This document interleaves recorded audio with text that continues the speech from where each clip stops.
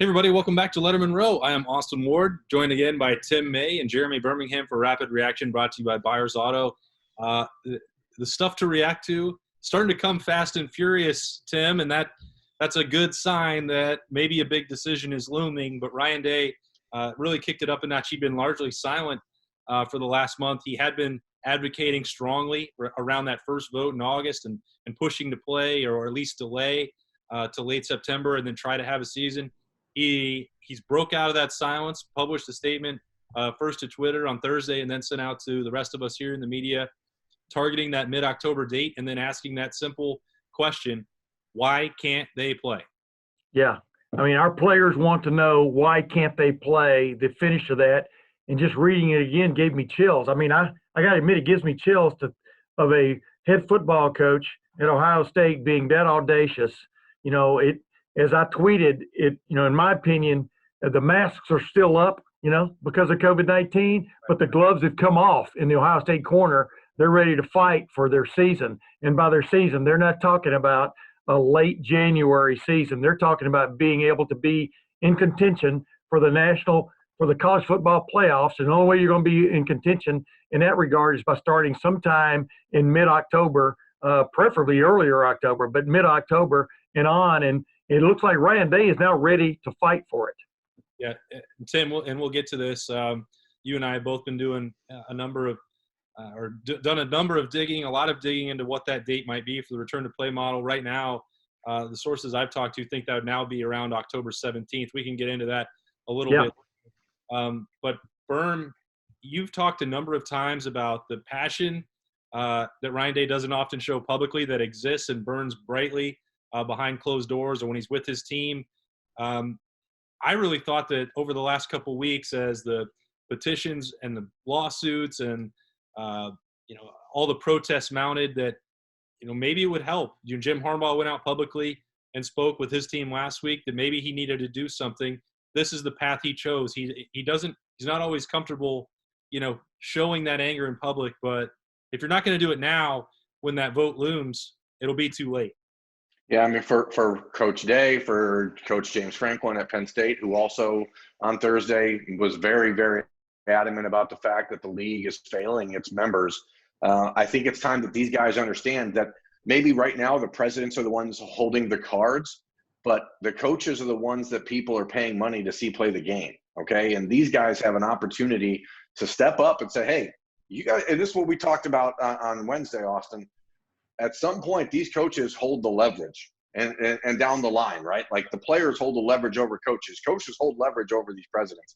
At some point, at some juncture, if they really want to play and understanding the ramifications, not just for the local communities, the economies, this season, the future of the Big Ten, at some point, maybe you're going to see coaches stand up and say, hey, if you guys don't want to play, we're out of here. Like there is leverage that they have. And I'm not suggesting Ryan Day was going to that extreme, but we saw him a month ago, the day before the Big Ten decided to cancel its season, go on ESPN and implore them nationally, don't cancel, just postpone. Let's get back to the table and figure this out. 5 weeks later, the Big Ten still has given nobody any sort of plan, nobody any sort of context, and the big question of why can't they play? And at this point, the cards have to be on the table for everyone to see. And if they're not, I think you're going to see more coaches step up and do what he did. And, again, I'm going to go back to James Franklin. Penn State did not vote to play football, when this started 5 weeks ago. So the fact that James Franklin is publicly speaking out against his school president is a good thing. Jim Harbaugh doing that is a good thing. These guys have the power and they need to use it. Tim? Yeah, you got to remember, most of these guys are the highest paid public employees in their respective states, number one. I'm not sure what that means.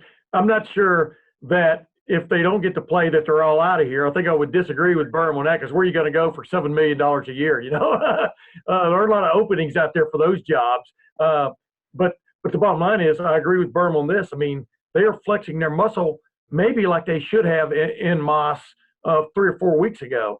When the can got kicked down the street, and they weren't for it at all. And these guys know better than anyone the shape, the situation for their teams and the environment that their teams are practicing and working in. And like we've said on here before, and I've said on my podcast, probably the most sanitized place in their time frame is going to be when they play on Saturdays, because that means you're going to have players who have very recently passed tests saying that they are negative for COVID-19. And so what is the reason why you aren't playing? If in fact you're going to limit attendance, well, that's up to your governors of your respective states, but that doesn't mean you can't play football, as Ohio's high schools have shown. As you're down in Texas right now on a quick trip there, Austin, they're playing football in Texas in staggered ways, but they're playing. And of course, University of Texas, I think, opens this weekend, but there's no good reason why they can't at least try to play or make a good faith effort for that and be part of this college football playoff 2020 Derby. Yeah, maybe Tom Allen doesn't have opportunities to make money around okay, but Ryan Day, James Franklin, Jim Harbaugh, these guys could go anywhere they wanted tomorrow and be more than okay. And I agree. Obviously, they're not going to stand up and walk out the door, but I think that these presidents and the schools that are employing them, understanding the ramifications if these guys aren't playing football, have to listen. They have to listen. Yeah, I agree 100%. And, and obviously we're going to watch the Big Ten, the NFL kickoff tonight. You can play football. We've also seen games that have been postponed and are canceled here in the first 2 weeks in college football, but that's the lay of the land right now. We're going to get in, we're going to have our bold predictions tomorrow on what we think a season could look like. And I'm looking forward to giving you mine, but there's no etched in stone. You got to play 10 or 12 games to make this into a viable season. So, and I think that's what Ryan Day is looking at, but there is a moment in time where you've got to start trying to play football, and January is not it. Yeah, there were a couple interesting things that you guys both brought up there. One, Tim, I saw, I don't know if it was a junior high or high school that I drove by this morning, but there was football being practiced in full pads at 7:30 in the morning here in Texas. So, and we already know, because there have been games when Central Arkansas and Austin Peay are playing, or what we saw BYU and Navy on Monday. Multiple levels are playing. The NFL will be back on Thursday night. Football has already been proven that it can safely be played. Now, the other part of that is, yes, there have been numerous games canceled. The Big 12, they pushed it up to this weekend, and several had to be moved back. Try to play non-conference games. Well, not everybody has the same amount of testing. You saw those issues pop up with Baylor, and then that trickles over to the broadcast partners. There are still complications to play, and no one is predicting that there will not be them in the Big Ten. But the point was, when James Franklin and Ryan Day and Jim Harbaugh have been speaking out about this, and Scott Frost, and really those are the only four that have done that over the last month. You can reach your own conclusions about why that might be for some schools and not others. But they understand that there could be cancellations or that their rosters might be damaged at times. The games might not be shuffled around, but guess what? The Big Ten built that into the original schedule. They built in the protocol for how to deal with it. The fact that they pulled the plug 5 days later is what is really driving these people crazy, when all they want is the opportunity to play, even if it's imperfect. And I think if the Big Ten presidents and chancellors and Kevin Warren are going into the vote, whatever day that winds up being in the days ahead, and they think that they have to vote to approve a season that will wind up being perfect and uninterrupted and not have any infections, that's not going to happen. You have to go into this and approach it knowing that there will be limitations, that it will not be the same situation, but that you're making a good faith effort to play the best that you can. There is no perfect solution, but there are workable solutions, and other leagues are already showing that. Yeah, and just like you and Jeremy, I have people I talk to all the time about this, and what the Big Ten, the medical people on that side of it, what they think they have definitely gotten to a what you'd call not even a consensus, but a firm understanding on is, number one, the testing, the rapid testing, and number two, the tracing aspect of things. The only real challenge that the Big Ten has been facing the last several weeks is trying to figure out how some of these schools who don't have access to immediate testing for like the cardiomyopathy or myocarditis situation, how other schools can help them deal with that. Maybe you can fly a kid or bring a kid from East Lansing to Columbus, if in fact they can't do it in Ann Arbor. but they've been working on that too, and presenting to the athletic directors and the presidents like Gene Smith and Christina Johnson the fact that they think this is workable. But this idea of a vote is what's intriguing to me, because if you're a school and you have 10 teams that vote for playing and 4 that vote not for playing, I'm not sure you can have a vote if you follow, because you can't hold a gun to teams' heads and tell them you've got to play. What we're coming to here is a major collision between the teams that want to and think they can safely deal with this situation, and maybe a few of the schools that can't. And whether that ends up being a vote, I don't think that's the proper term, but I think you could see the Big Ten, from what I'm hearing, you could see the Big Ten play without necessarily every member participating this fall, because it has come to that, the way I understand it. Yeah. If those schools want to embarrass themselves by sitting out when everyone else in the country is playing for some sort of high ground that doesn't necessarily have any basis in reality, more power to them, I guess. Good luck. Everyone's playing in the SEC. Everyone's playing in the Big 12. Everyone's playing in the ACC. Notre Dame is playing. If Rutgers wants to sit out, go ahead. It's only further validation that they never should have been in the league to begin with. But go ahead. Go ahead.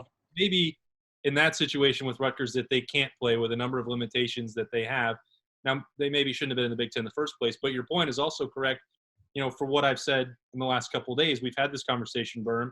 If it is 2 powerhouse programs and one has every amount of money that they could possibly need to play, and the president is in the way, that may well be a high-minded reason for them to sit out. And they can deal with that fallout if they want. But they – and I'll cut to it. If the debate is between Ohio State and Michigan here, and they hold all the cards and all the power in this league, like, Michigan should not be able to stop Ohio State from playing this year. Exactly. That's exactly right. Yeah, that's what we've got to, Austin. I mean, I told you guys way back in when August or whatever that ruling came down, another shoe was going to drop in this thing. You had to let this thing play out. You had to let all of these people kind of come to a consensus. But then when it's holding you back and it's a majority want to play or try to play, that's the key. Try to play. Are you going to let 4, 5, 6 schools keep you from playing? It was always going to be the crux of this thing. And I think now the time is right now to put up or shut up. There is no good reason for the league to not try and play. And there has not been a good reason for the league to not try and play for the last 5 weeks. And in the last 5 weeks, all of the reasons to try and play have improved drastically. So if anything, what we've just seen, and we've talked about it so many times, there are egos that are in the way of this from happening, and people who need to step up and say, hey, we probably as a group overreacted, probably overstretched our bounds and are, out of an abundance of caution. But hey, things are improving. We've got these new tests. We've got these opportunities to have rapid testing available for everyone in the league. Our bad. Let's get going. I mean, it's anything else than that is the league absolutely imploding and suffocating itself. And I don't know how you can play football with your head up your ass anyway. Whoa, man, that's a strong comment. But let me say this. Bottom line is, I'm not necessarily rooting one way or the other for this. What bothered me, as Austin brought up, was you set up this schedule with these safeguards, with this buffer, to where if things did get bad, you could kick the can down the road a little bit without just kicking the can into the ditch. And they decided to kick the can into the ditch, and that's what really bothered me about it. We're going to continue to have surprises when it comes to COVID-19 until a vaccine comes on board. But that doesn't mean life stops totally. And but in Big Ten football land, it did, and that's unfortunate. All right, I promise that there's going to be some more opportunity, I think, for rapid reaction presented by Byers Auto in the days ahead. Lettermen Row, the full team, is on it, trying to get the latest information to you as soon as we can for Ohio State football and Big Ten as a whole. College football obviously kicking into high gear right now, the NFL back. Tim May, Jeremy Birmingham, I'm Austin Ward. We're going to have as much coverage for this as we possibly can provide you, along with Spencer Holbrook, for the days ahead. Hoping for more good news as things progress here in football, and Ryan Day the Buckeyes keep fighting and ask, hey, if everybody else is playing, why can't they? This has been Rapid Reaction, brought to you by Buyers Auto. Thanks for tuning in at LettermenRow.com. We will see you next time.